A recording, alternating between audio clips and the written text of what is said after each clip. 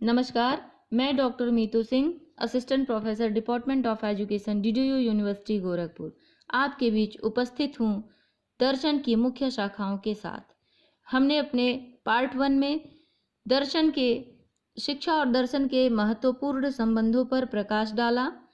यहाँ एक स्लाइड के माध्यम से उसे स्पष्ट करने का प्रयास किया है। आइए चर्चा करते हैं, दर्शन की मुख्य शाखाएं क्या हैं। दर्शन की मुख्य शाखाएं निम्नलिखित 3 हैं: तत्व मीमांसा, मेटाफिजिक्स, ज्ञान मीमांसा, एपिस्टेमोलॉजी, मूल्य मीमांसा, ऑक्सियोलॉजी। आइए तत्व मीमांसा की मुख्य शाखाएं क्या हैं, इसे जानने का प्रयास करते हैं। तत्व मीमांसा की मुख्य शाखाएं निम्नलिखित हैं: ब्रह्मांड विज्ञान, कॉस्मोलॉजी, सृष्टि विज्ञान, कॉस्मोगोनी, सत्ता विज्ञान, ओंटोलॉजी, कारण विज्ञान, टेलियोलॉजी, ईश्वर विज्ञान, थियोलॉजी। ईश्वर विज्ञान के अंतर्गत हम ईश्वरवाद, थेइज्म, एकेश्वरवाद, मोनोथेइज्म, द्विईश्वरवाद, डेइथेइज्म, बहुईश्वरवाद, पॉलीथेइज्म, अनीश्वरवाद, एथेइज्म आदि की चर्चा करते हैं। इसके अंतर्गत यह जानने का प्रयास किया जाता है कि ईश्वरवादी कितने लोग हैं और कितने लोग ईश्वर को नहीं मानते हैं, और कौन से ऐसे लोग हैं जो बहुत से ईश्वर में विश्वास करते हैं।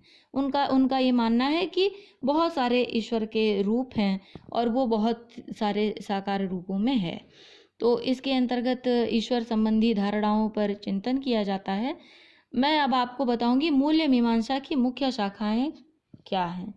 मूल्य मीमांसा की मुख्य शाखाएं 2 हैं: नीति शास्त्र, एथिक्स, और सौंदर्य शास्त्र, एथेटिक्स। इसके अंतर्गत नीति शास्त्र के अंतर्गत नीति से संबंधित, मूल्यों से संबंधित विषयों पर चर्चा किया जाता है, जबकि सौंदर्य शास्त्र के अंतर्गत यह जानने का प्रयास किया जाता है क्या सुंदर है, क्या अच्छा है और क्या बुरा है।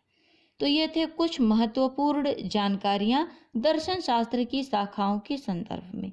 संक्षिप्त रूप से हमने आपको यह बताया कि तत्व मीमांसा, ज्ञान मीमांसा और मूल्य मीमांसा के अंतर्गत किन विषय वस्तुओं पर चर्चा किया जाता है। दर्शन के विस्तार में इन निम्नलिखित 3 शाखाओं की महत्वपूर्ण भूमिका होती है। इसी के अंतर्गत इसके संपूर्ण विषय वस्तु की चर्चा की जाती है। धन्यवाद।